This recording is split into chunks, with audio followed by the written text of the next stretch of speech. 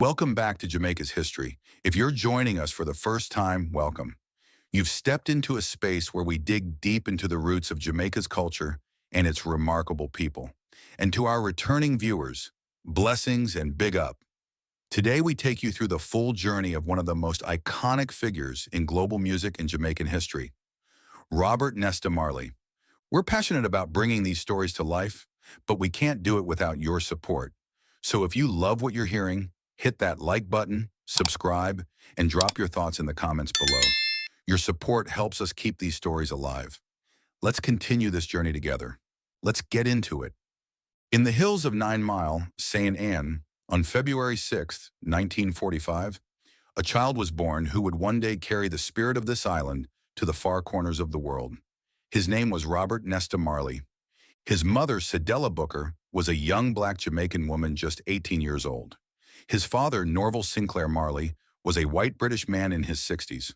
Norval had little involvement in Bob's life, leaving Cedella to raise her son alone. This dual heritage left young Bob Marley caught between two worlds. That sense of belonging and not belonging would follow him throughout his life, shaping his music and message.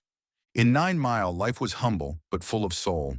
The hills echoed with mento rhythms, the songs of the working class. Bob grew up immersed in oral traditions, Rastafarian philosophy, and the everyday struggles of rural Jamaica. Even as a child, he showed an intense connection to music. Nature, community, and faith were his first teachers. Kingston's Trench Town was rough, overcrowded, impoverished, and buzzing with musical innovation. Here, Bob met Bunny Livingston and Peter McIntosh. Together, they formed the Wailers. These were not just songs, they were stories of survival and resistance. Their first hit, Simmer Down, called for peace in violent times. Jamaica started listening. Signed by Island Records in 1972, the Wailers went global. Catch a Fire introduced reggae to the world. Burnin' gave us Get Up, Stand Up, and I Shot the Sheriff. Soon Bunny and Peter left, and Bob Marley and the Wailers was born. Bob became the torchbearer of a movement. His music became the heartbeat of global resistance. Albums like Exodus and Uprising delivered messages of unity, faith, and revolution. In 1976, Bob was shot before the Smile Jamaica concert, but he performed anyway. As he said, "The people who are trying to make this world worse aren't taking a day off. How can I?"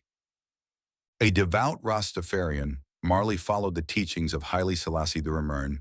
His faith taught him liberation, identity, and divine unity. His visits to Africa deepened this connection. In Zimbabwe, he performed at their independence celebration. He was not just an artist, he was a prophet. In 1977, Bob was diagnosed with melanoma. He continued to tour despite the spreading cancer. His final performance came in 1980. On May 11, 1981, at the age of 36, Bob Marley passed away in Miami. His last words to his son Ziggy were, "Money can't buy life." Bob Marley was laid to rest in 9 Mile, but his legacy never died. His music is now the anthem of change across the globe. He received Jamaica's Order of Merit. Statues rose, museums opened. His lyrics inspire freedom movements and spiritual awakening. Bob Marley is not just a Jamaican icon, he is a symbol of peace, love, and revolution. Robert Nesta Marley turned pain into poetry, struggle into sound, and hope into harmony. From a barefoot boy in 9 Mile to a prophet of peace, his voice reminds us that love, unity, and justice still matter. What does Bob Marley mean to you? Share your thoughts in the comments. Like, subscribe, and join us again as we uncover more stories from Jamaica's rich history. One love, one heart. What would I have to do to be a Rastafari? Well, first you have to be born again. Born again? Yeah. Would I have to be black? Do you have a choice?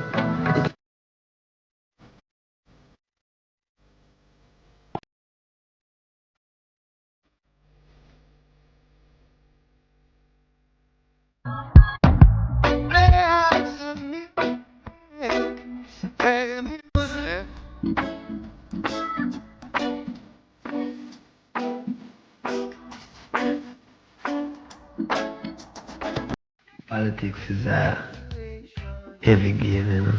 See, we don't deal with politics. Yeah. A politician never know you until you're old enough to vote. Yes. You know, just because now we have the message now, politicians try to put themselves close to it. Don't worry about a thing. We're revolutionaries, you know? Is that the way you'd see yourself? Yeah, I see myself as a revolutionary who don't have no help and not take no bribe from no one to fight it single-handed with music. One love. What about